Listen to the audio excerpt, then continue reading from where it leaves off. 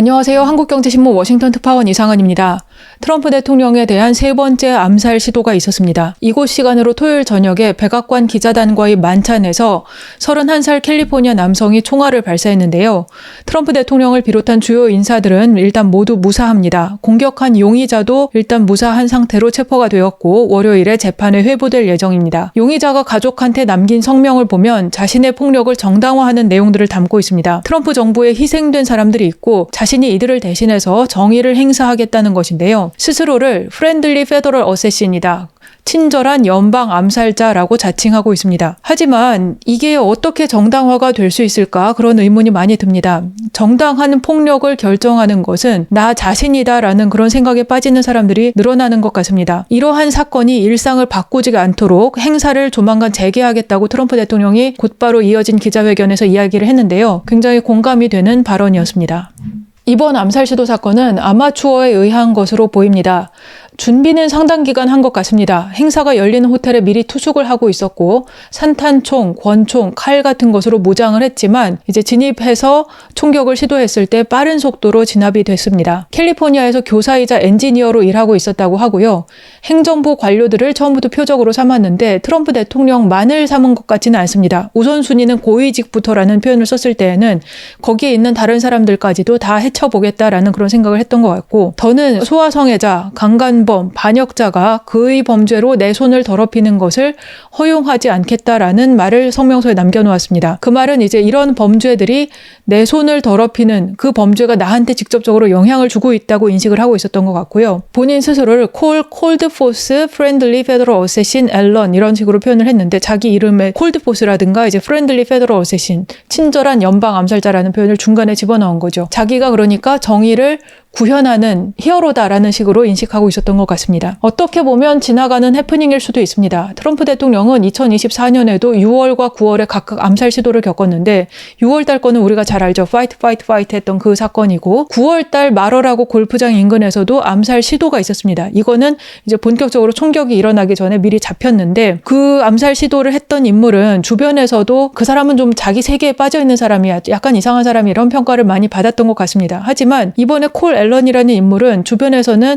오히려 좋은 평가를 받거나 그 사람은 천재였다는 평가를 받거나 그런 평가를 받았다는 것을 보면 지금 이 사회가 굉장히 분열되어 있고 이러한 적개심, 증오심을 키워가는 사람들이 안에 많이 늘어나고 있다는 그런 인상을 받게 됩니다. 이란 전쟁과 관련해서 한동안 워싱턴 나우가 테헤란 나우 비슷하게 진행이 됐었죠. 그런데 지난주부터는 상황이 장기화되는 국면에 들어가는 것으로 보입니다. 원래는 7일 날 휴전이 시작되었기 때문에 2주 동안 휴전을 하면 21일 저녁에 종료될 것으로 보았는데 22일로 슬쩍 하루가 미뤄지었고 그 다음부터는 이제 무기한 휴전 상태를 지속하겠다고 트럼프 대통령이 이제 이야기하고 있습니다. 2차 협상을 할 수 있다고 트럼프 정부는 기대했던 것 같습니다. 그러다가 이제 취소되었는데요. 트럼프 정부의 희망사항 쪽에 가깝지 않았나 싶습니다. 이란 쪽에서는 지금 협상에 적극적으로 나설 생각까지는 없었던 것 같고 봉쇄를 일단 풀지 않으면 나갈 수 없다라는 태도를 견지하고 있습니다. 앞으로도 협상이 이어지기는 할 것 같습니다. 때로는 이제 지금처럼 협상도 어려운 상황이었다가 또 어떨 때는 이제 실제로 대면 회담까지는 갔다가 하겠지만 서로 간에 양보할 수 없는 것이 너무 많기 때문에 쉽게 되지는 않을 것 같습니다. 그리고 트럼프 정부의 눈높이가 높은 것도 문제입니다. 오바마 대통령이 체결했던 핵 합의보다는 더 좋은 것을 하겠다고 하는 게 트럼프 정부 생각인데 예를 들어서 트럼프 정부는 20년 동안 이란이 우라늄 농축을 하지 말아야 한다는 주장을 하고 있는데 그것은 오바마 대통령 때의 핵 합의가 15년 농축 금지의 내용을 담고 있기 때문에 그것보다 좋아야 한다는 데에서 출발하고 있는 것입니다. 하지만 이제 과거 오바마 때에는 이란이 지금보다 더 강하긴 했습니다. 중동 지역에 대한 장악력도 더 강했고 헤즈볼라나 하마스와 같은 프록시도 더 강했고 그랬지만 지금 그때보다 이란이 더 약해진 것은 사실이지만 호르무즈 해협을 실제로 통제한다라는 카드를 쓰고 있는 것은 과거에는 없었던 일이기 때문에 이란이 이 카드를 쉽사리 포기하고 말하자면 미국의 모든 것을 내놓겠다고 하는 항복선언을 얻어내는 것은 어렵다는 것이 현실적입니다. 그럼에도 불구하고 트럼프 대통령은 낙관적인 태도를 이어가고 있는데요. 오늘도 여러 언론하고 이제 인터뷰를 하면서 모든 주도권은 우리에게 있다.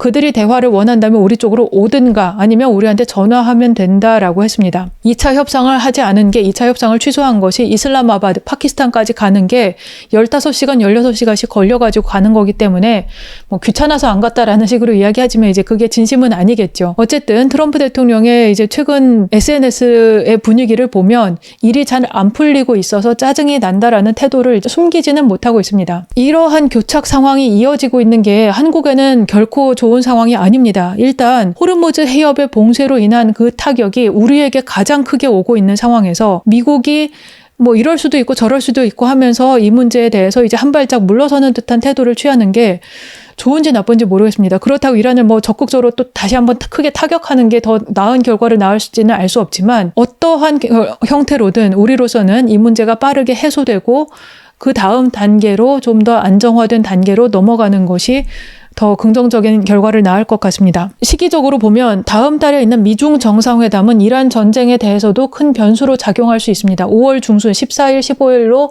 예정되어 있는데요. 그때까지가 레바논의 휴전이 이제 연장된 기간이기도 합니다. 그러니까 그 이전에 미국으로서는 어떻게든 이 문제를 좀 해소해서 그래서 중국하고의 협상에서도 좀 더 레버리지를 갖기를 원할 테지만 오히려 지금 이대로의 상황이 이어지고 있다면 중국을 만날 때 이란 문제에 대한 협조를 이쪽에서 요청해야 되는 그래서 그쪽한테 카드를 하나 주고 시작하는 그런 형태가 될 수도 있습니다. 그것은 트럼프 정부가 원하지는 않는 그런 상황일 것입니다. 트럼프 대통령의 낙관과 별개로 아라그치 외무장관의 이번 출장 동선 짠 것을 보면 미국하고 만나서 뭘 잘 해보겠다는 생각 자체가 처음부터 없었던 것으로 보입니다. 일단 갈리바프 의장, 협상단 이끌고 있었던 갈리바프 의장이 이번 출장단에 들어가질 않았고 그리고 아라그치 장관의 동선을 보면 파키스탄을 일단 찍고 그 다음에 오만에 갔다가 다시 파키스탄 잠깐 들렀다가 러시아 가서 푸틴 만나는 일정으로 짰습니다. 여기에서 어떻게 해서든 미국하고 잘 돼가지고 그 협상에서 뭔가 결과가 나올 것이라고 기대했다면 저 뒤쪽에 러시아 푸틴하고 만나는 일정 같은 것은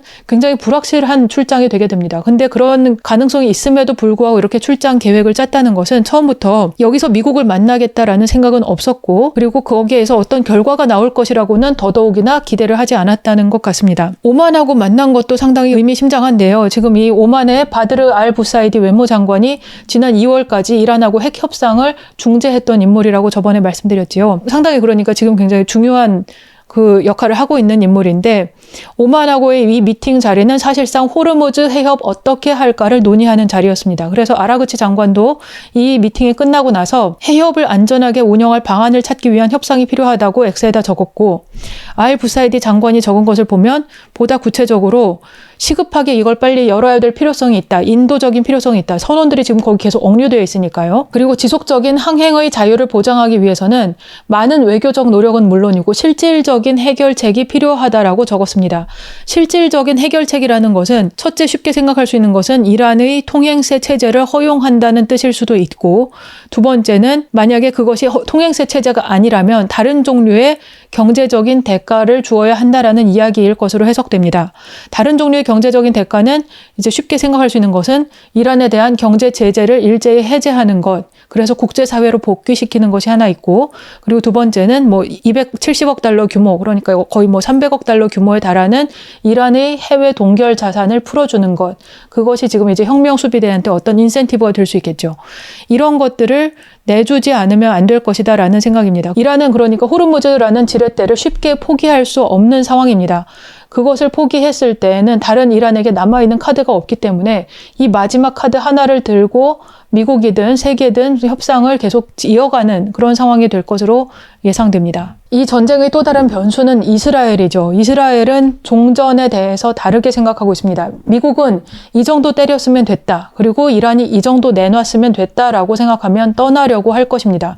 그런데 이스라엘은 지금 거기에서 멈춰서는 안 된다. 특히 헤즈볼라나 하마스를 완전히 박멸하기 전에는, 괴멸시키기 전에는 이 전쟁을 멈출 수 없다고 생각을 하고 있고, 그래서 지금 이 부분을 가지고 계속 밀어붙이고 있는 것입니다. 그게 미국의 눈치를 보지 않는 네타냐후의 특성도 있겠지만 여기서 멈춰서는 안 된다는 그런 인식이 이스라엘 내에 많은 지지를 얻고 있지 않다면 네타냐후도 이렇게 하기는 힘들겠죠. 그렇기 때문에 레바논 남부, 헤즈볼라가 많이 있는 레바논 남부 지역에 대한 공습을 휴전 기간에도 계속 이어가면서 선을 넘고 있는데 이제 휴전이 3주 연장되었습니다. 지난주에 3주 연장 결정을 하기는 했지만 이틀 만에 네타냐후 총리가 뭐라고 했냐면 헤즈볼라의 표적을 맹공격하라고 군에 지시를 했습니다. 이들이 집중적으로 이제 공격하고 있는 이 타깃 지역이 레바논 남부 여기 이 일대입니다. 이 일대에 대해서 이스라엘군은 라인을 그어놓고 이 라인을 넘어오는 자들은 전부 다 우리의 표적 공격 대상이다라고 주장을 하고 있습니다. 그것이 이제 팔레스타인처럼 관리하겠다라고 하는 거의 실질적인 형태인데요. 나아가서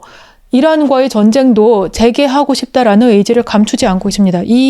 이런 멘트들은 사실 이제 지난주 휴전 3주 연장하기 전에 나온 멘트긴 합니다만 이스라엘의 이스라엘 카츠 국방장관 이름이 이스라엘이기도 합니다. 이스라엘 카츠 국방장관은 전쟁을 시작하기 위한 미국의 그린라이트를 기다리고 있다. 이러면서 우리가 공격을 시작하면 모즈타바 하메네이가 최우선 표적이다. 그리고 이란을 암흑기로 돌려놓겠다. 이런 발언들을 이어갔습니다. 그러니까 이스라엘은 멈추지 않겠다. 우리는 언제든지 다시 싸우겠다라는 그런 의지를 강력하게 보이고 있고 이란으로서는 이러한 이스라엘의 태도를 의식하지 않을 수가 없습니다. 그러니까 이란이 여기서 완전한 백기를 들고 물러선다고 할 때에는 미국의 이 문제에 대해서 이스라엘이 우리를 계속 치지 못하도록 막아달라는 그런 보장도 함께 원하게 될 것입니다. 그런데 지금 미국이 이스라엘을 통제하지 못하는 듯한 모습을 보이고 있는 부분은 이란이 이 협상에 끝까지 이제 진지하게 임하고 최종적으로 타결을 만들어내는 데는 방해가 되는 요소가 될 수 있죠. 이란전이 이러한 교착 상태에 머물러 있는 상황에서 이란전이 남기는 의미가 무엇이냐는 것에 대한 평가도 여러 가지 나오고 있는데요. 지정학적인 초크 포인트, 그 중요성이 정말로 커진 것 같습니다. 그리고 초크 포인트를 활용하려고 하는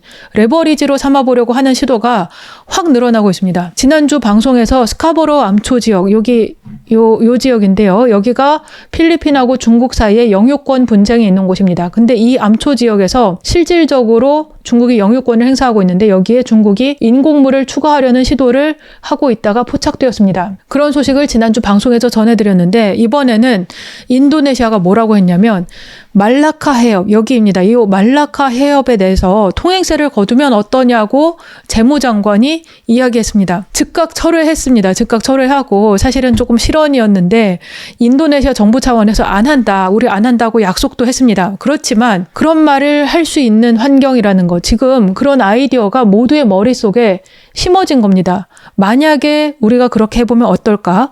우리가 위기 상황에 처하면 이런 전술을 써볼 수 있을 것 같다. 예를 들어서 전쟁이 발발한다든가 이런 상황이 있을 수도 있고 아니면 우리가 경제적으로 매우 큰 위기에 처해가지고 나라가 굉장히 곤경에 몰린다든가 어떤 위기가 왔을 때 우리가 가지고 있는 이 지정학적인 이점을 돈으로 바꾸거나 내지는 이것을 레버리지 삼아서 다른 나라에 뭔가를 강요할 수도 있겠구나라는 생각을 모두가 하게 된 겁니다. 그리고 이란의 전술을 사용하면 예를 들어서 드론이라든가 기뢰라든가 이런 것들을 활용하면 비용도 얼마 안 들 뿐만 아니라 굉장히 극악한 상황에서도 쓸 수 있을 것 같다라는 생각을 모두 하게 된 것입니다. 그리고 예전에는 항행의 자유라든가 이런 이름으로 미국이 적극적으로 나서서 해결해 줬는데 지금은 그런 때가 아니라는 것을 모두가 이제 알게 되었습니다. 그래서 이란 전쟁은 굉장히 많은 것을 남기게 될 것 같습니다. 그리고 남중국해가 그 다음번에 호르무즈 해협처럼 될 수 있다고 사람들이 상상을 하는 데에는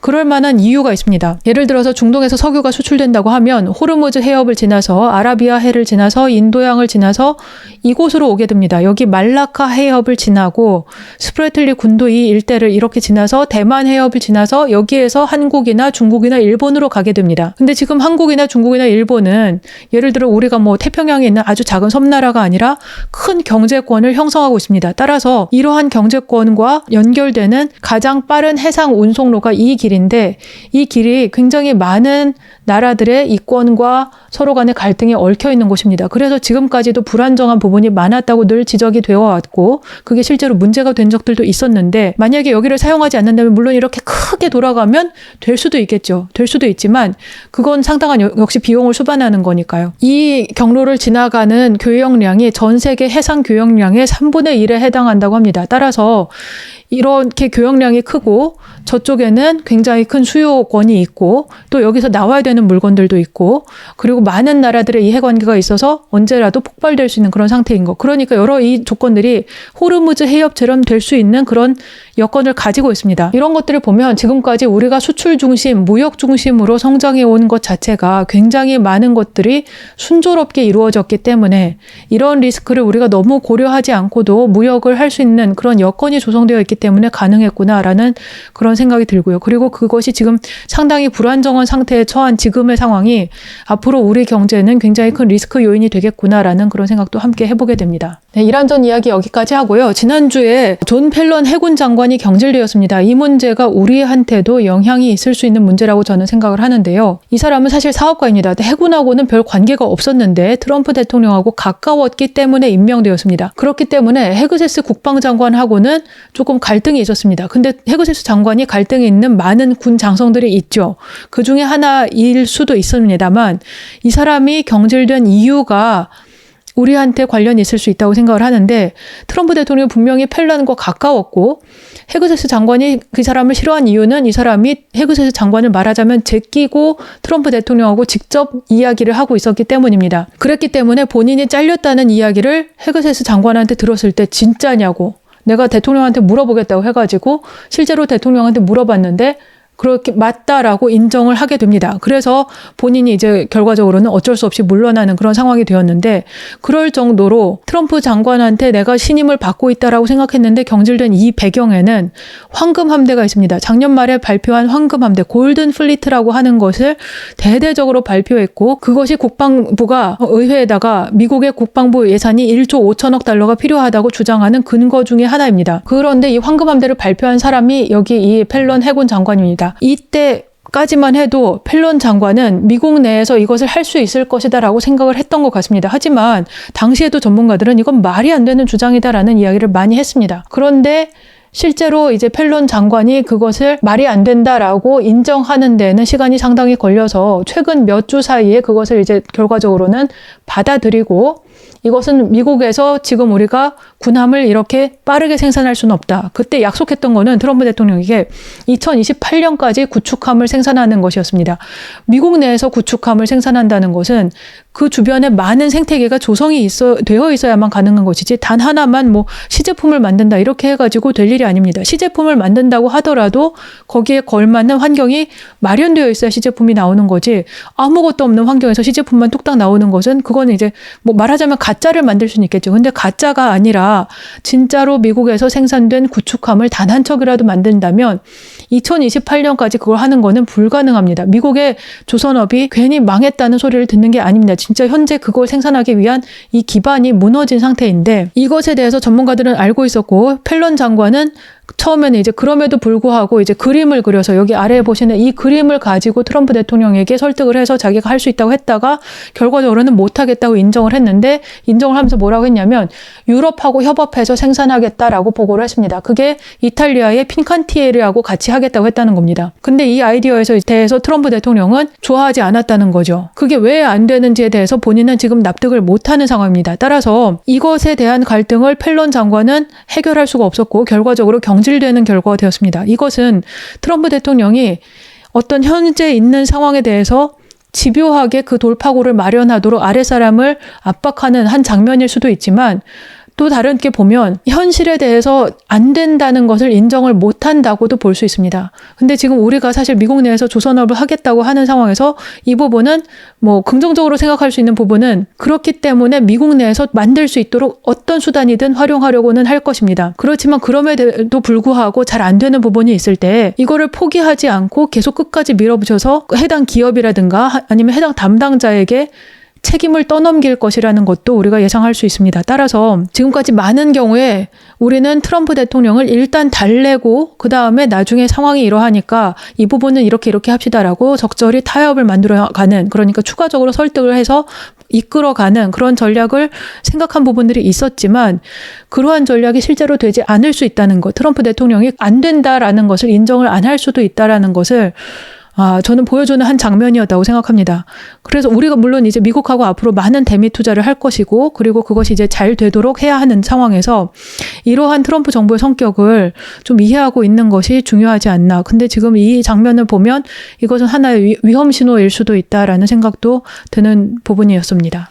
지난주에 베선트 장관이 월스트리트 저널하고 인터뷰한 내용도 굉장히 흥미롭게 보았는데요. 베선트 장관이 미중 관계를 맡고 있기 때문에 미중 정상회담, 5월 회담에서 어떤 이야기 나올 것인가에 대해서도 이야기가 있었습니다. 인공지능이 핵심 의제가 될 것이라고 했는데요.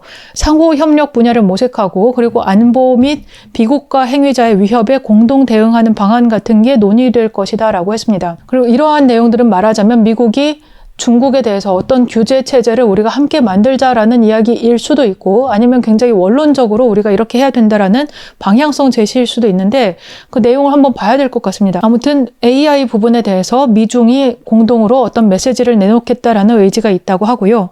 그러면서도 동시에 베선트 장관 뭐라고 했냐면, 인공지능 분야에서 우리가 중국을 이기지 못하면 모든 것이 끝장날 것이다. 그러한 경쟁이 몇 년짜리 경쟁이 아니고 당장 1년 뒤에 2년 뒤에 우리가 이겨야 된다라는 굉장히 절박한 표현들을 많이 썼다고 합니다. 그리고 중국하고의 관계에서 이제 중국이 다시 청나라 때와 같은 제국이 되고 싶어 한다. 그리고 중국은 동맹국을 두지 않고 종속국을 두는 것이다. 우리처럼 동맹을 두는 거하고는 개념이 다르다라는 이야기를 했습니다. 그러면서도 중국하고 미국하고의 관계는 디커플링이 아니다. 서로 절연하는, 손 완전히 떼고 너네는 너네끼리 우리는 우리끼리 살아 이거 아니고 거래를 하는데, 그런데 디리스킹을 하는 것뿐이다 라고 강조했습니다. 미국 기업들이 중국에 계속 투자할 것이다 라는 이야기도 했고요. 반대로 중국 기업이 미국 기업에 투자하도록 할 것이냐라고 그런 식의 말은 하지 않았습니다. 다만 이제 미국 기업들은 중국에 계속 투자할 것이다 라는 표현만 썼죠. 그러면서 또 여기 이 인터뷰에서 재밌었던 부분은 조지 소로스하고 트럼프 대통령을 비교한 것인데, 이제 리스크하고 리워드를 이제 항상 관리하는 게 금융 전문가로서는 굉장히 그게 익숙한 개념이겠죠. 조지 소로스에 대해서는 시장 위험을 무제한 감수할 의향을 보이면서도 놀라운 생존 본능을 보인 사람이라고 표현했습니다. 그러니까 리스크를 맥스로 가져가는데 그 리스크 어디서 끊을지를 아는 사람이었다라고 하면서 트럼프 대통령도 비슷하게 표현했습니다. 무제한적인 정치적 위험을 감수할 의향을 가지고 있는 인물인데, 동시에 트럼프 대통령은 이 리스크를 언제 줄여야 할지를 안다라고 했는데요.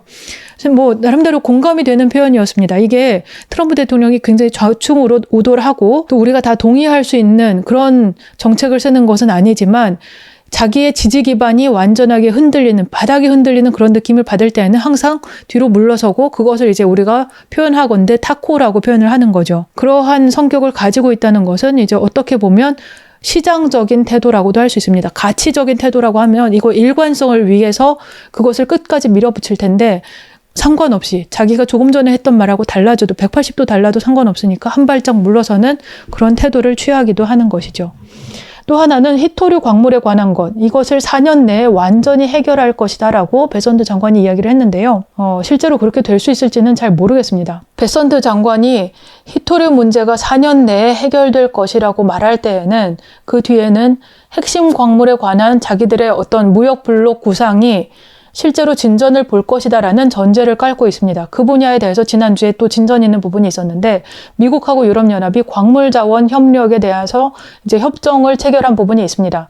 이것은 그냥 이제 선언적으로 우리가 같이 하자. 그리고 예를 들면 비축유 운영하듯이 어떤 핵심 광물에 대한 비축고를 만들어서 그것을 이제 공동으로 운영하자. 이런 아이디어들이기도 하지만, 나아가서 핵심 광물이 생산될 수 있도록 중국에서 우리가 수입할 필요가 없도록 그 가격 하한을 두자라는 그런 개념을 깔고 있습니다. 가격 하한이 없다면 중국산 싸구려 핵심 광물이 계속 시장에 유통되는 것을 우리가 방어할 수가 없고, 결과적으로 우리 안에 별도의 우리를 위한 공급망이 형성되는 기반이 안 생긴다라는 것이 미국의 아이디어입니다. 그래서 그것이 실제로 진전을 보고 있다는 부분은 우리 기업들한테 굉장히 큰 나중에 비용 발생의 부분이 될 수 있기 때문에 저는 이제 의미 있게 지켜봐야 된다고 생각을 하는데요. 유럽연합하고 체결한 내용 중에도 그런 내용이 있는지를 잠깐 살펴보았습니다. 그랬더니 책임 있는 채굴 및 가공, 거래의 실제 비용을 반영하는 시장 환경을 조성하겠다라는 내용이 양측의 서로 간에 서명한 문서에 들어 있습니다. 실제 비용을 반영하는 시장 환경이란 말은 그것은 가격 하한제라는 말이기도 합니다. 그래서 이 부분에 대해서 유럽연합은 물론 이제 소비 중심의 국가들은 이렇게 하는 것에 대해서 큰 부담이 없을 수 있죠. 근데 우리 같은 나라, 이제 광산도 아니고 최종 소비도 아니고 중간 단계에 있는 나라들은 이러한 것이 비용에 상당히 큰 영향을 주기 때문에 지켜봐야 될 필요가 있습니다. 저는 최근에도 이런 분야에 관한 어떤 그 기업 회장님을 한번 봤는데 그분도 미국이 실제로 이것을 추진하는 것으로 보인다라고 평가를 하시더라고요. 이게 단순히 선언적인 의미에 그치지 않고 실질적으로 진행이 된다면 한국 기업들로서는 미국하고의 거래 관계에서 상당히 비용이 증가하는 것이고 또 이제 중국하고 거래할 때 그로 인한 이제 수출처에 제약이 생긴다라는 의미가 될 수도 있습니다. 따라서 이러한 움직임도 우리가 좀 지속적으로 살펴봐야 될 것 같습니다. 네, 오늘 방송 여기까지 하겠습니다. 감사합니다.